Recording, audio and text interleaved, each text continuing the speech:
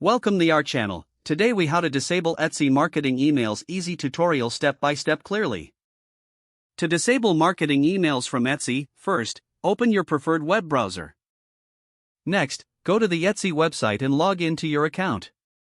Once logged in, navigate to the top right corner of the page.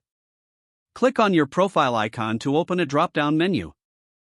From the menu, select Account Settings. In the Account Settings menu, locate the Privacy tab on the left side. Click on the Privacy tab to access your email preferences. Here, you will see various options regarding marketing communications. Look for the section that says Marketing Emails. Uncheck the box next to Receive marketing emails from Etsy. Once you've unchecked that box, scroll to the bottom of the page. Click the Save Changes button to apply your new settings. You should now no longer receive marketing emails from Etsy.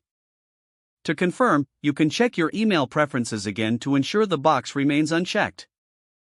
That's it. You've successfully disabled marketing emails from Etsy.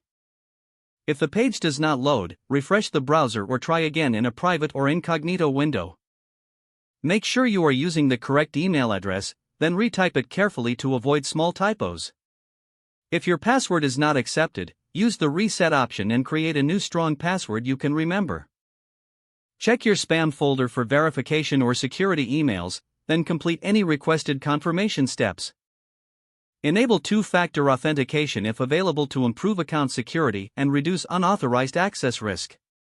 After signing in, review your profile details so your contact information and settings are accurate and current. If you see an error message, note it down and try again after restarting your device and internet connection.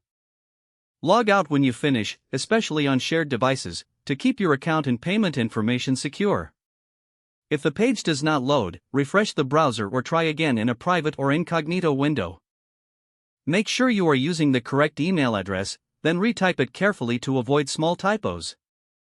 If your password is not accepted, use the reset option and create a new strong password you can remember. Check your spam folder for verification or security emails, then complete any requested confirmation steps.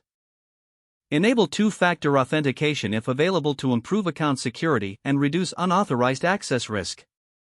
After signing in, review your profile details so your contact information and settings are accurate and current.